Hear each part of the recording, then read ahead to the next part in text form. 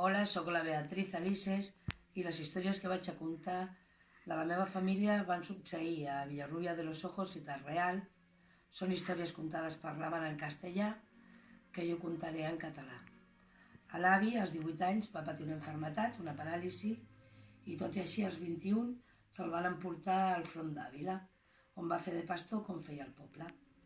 Quan ja feien la retirada, va començar a nevar i l'avi es va quedar atrapat a la neu. I si no arriba a ser per un veí, Vicente, anomenat el Gallo, que el va reconèixer i el va carregar, mai hagués tornat al poble i no haguessin conegut l'avi.